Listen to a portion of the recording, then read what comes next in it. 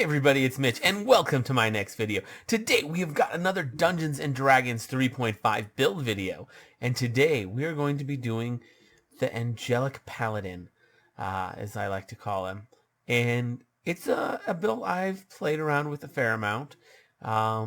So basically what this build is, well, it's an epic build for one, because, well, you're an angel, meaning you have, the only angel that you can actually play as that has actual stats in the book would be the Astral Diva, which has a level adjustment of a +8, which is massive, and 12 racial hit dice. So there's some problems with this for sure. You are going to be quite a bit behind everybody else because of this, but you do get a pretty massive bonus to both strength and charisma, as well as a decent bonus to the rest of your stats. I think you get like a +10 to strength and charisma, and then it's like a +4, 2 or 4 or something to all your other stats, which is really, really nice. It's been a while since I've looked at the exacts, but they don't matter that much. The ones that really matter for this build are strength and charisma anyways. Actually, I think it's actually like way higher than I think it's a +8 to everything else now that I think about it. Like it's absolutely insane. But yeah, so you want to have strength and charisma as your highest stats. They're already your best ones because of the massive, massive bonuses you get from your race.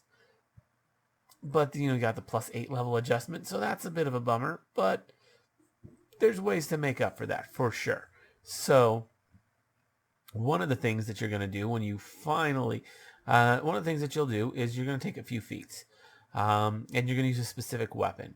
One I personally really like is, well, the sword bow, because it can transform between, a greatsword and, a nice composite longbow.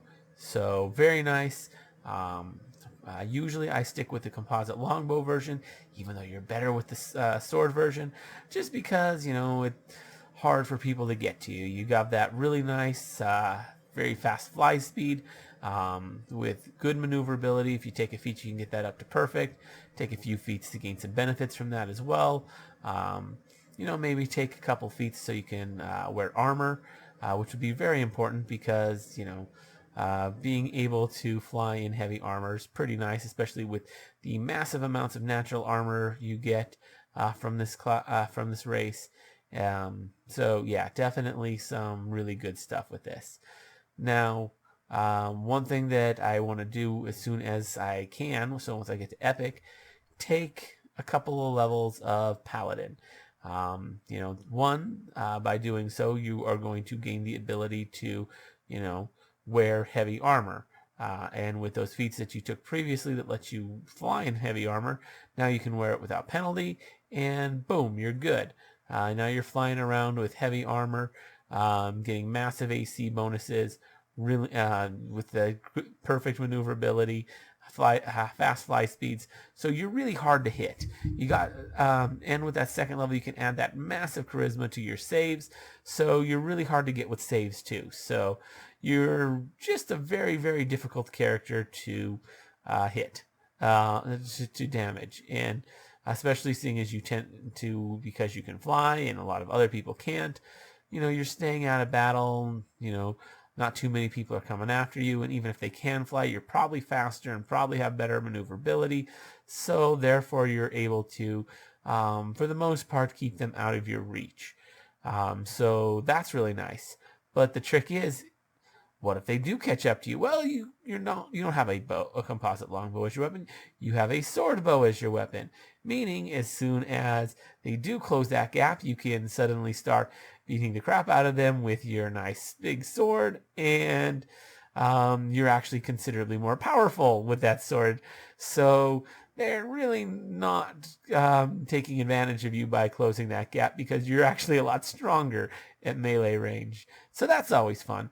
Plus, the Astral Diva has that nice ability that if they manage to hit you twice in the same turn, then they have to. Then there's a chance to stun. So that's always nice.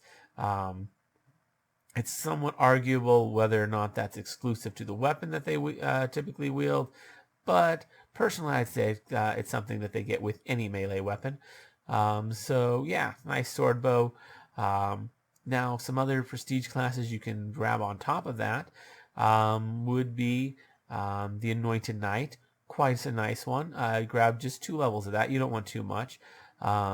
Just because you have a really high charisma, you only need 2 levels. You get the best anointing for yourself, the best anointing for your weapon, and you're good. Make sure you have a very high charisma modifier before you do this. Your race is only going to guarantee you, like a +5 or so. But, if you've been putting points into it, and you have, maybe some magic items that can count towards that, or maybe you've read a book that gives you a +5 modifier. There's definitely ways to get that so you can, for sure, be able to get the best benefits. So yeah, you're going to want to have at least about a +10 modifier to charisma in order to make this work. But basically, you take the anointed self, you take their final one, which makes it so that 3 times per day you can just get an extra attack on a full attack, which is really nice. Then you can also get the one on your weapon, which will actually make your weapon an intelligent weapon. You could go with the unicorn blood too, although the DC is kind of low. Or you can make it holy. Not sure if making it an intelligent weapon also makes it holy, but whatever. That making it holy is not hard. There's a million ways to do that. Making it intelligence kind of interesting, for sure. But yeah, definitely some good options for that. That's the highest one. But yeah, then what you can do is maybe take a couple more levels of Paladin. Never hurts. Get 4th level there, which will give you access to spell cast, which will give you a number of things. It'll give you access to spell casting, which you can always swap out for another alternate class feature, or there's various things you can do without by having spell casting that would qualify you for various feats and whatnot. Now it also gives you turn undead, which because you have a high charisma, you'll have many times per day. It's going to be a terrible turn undead. You're going to be high epic level and only have an effective cleric level of 1, but that doesn't matter if you're swapping out your turn undead for something else. Like your various something like travel devotion, which would be very nice on this build. So if you just grab that feat, that could be very handy. I think you also can get a special mount, although really, since you have that fly speed, do you want it? Probably not. So you can always trade that out for some alternate class features. Another one that you could always, another prestige class that's not bad for this is, of course, the Knight of the Chalice, which this one's more so if you're focusing on fighting evil outsiders, if that's a heavy theme in your game, particularly demons. You might be able to get your DM to rule to let you swap that out for devils, but that's a DM call right there. But demons for sure, that is what the book specifically does say. So if you are fighting demons in your game, Knight of the Chalice, great prestige class. And by this point, we're already looking at 28th level, so we're pretty deep into epic. I mean, yeah, we've only taken 8 levels, but we took 20 levels of Astral Diva, so that's pretty heavy right there. But yeah, this build, it hits really hard. Part of the reason why you can do with like knowledge devotion is you can do some kind of cool things, especially if you take the right feats where like you move, attack, get 2 attacks in, knock them prone, and then move again. So that's kind of cool. I think with Knowledge Devotion, it lets you move and you don't even need Spring Attack for that technically, because with Knowledge Devotion, you can move as a swift action. So you can like swift action move, standard action attack, use your bonus from Anointed Knight to get another attack, and then move again. So you just with a normal move action, I'm pretty sure that's allowed. And should you hit with both of those, Then they have to make a stun DC. Yeah, so pretty nice. There are definitely some downsides. That level 8, that 8 level adjustments, pretty nasty. But the bonuses to charisma are pretty strong.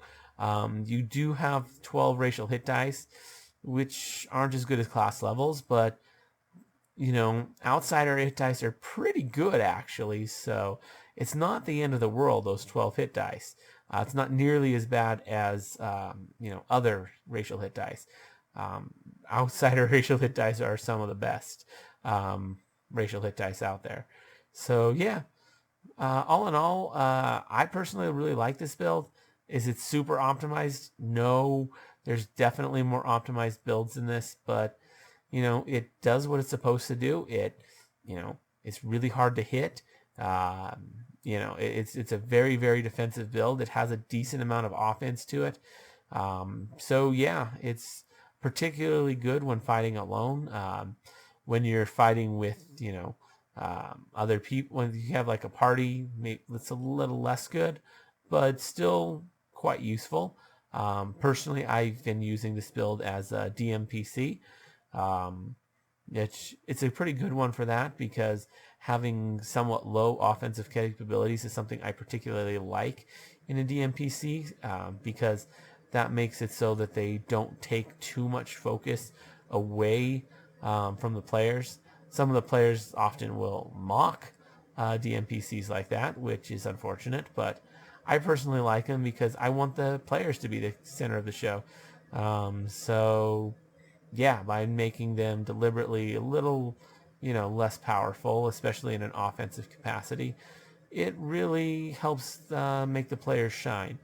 Um, yeah, and takes some of the pressure off of the DMPCs. So yeah, that's the build. That's my Angelic Paladin. Let me know what you guys think down in the comments below.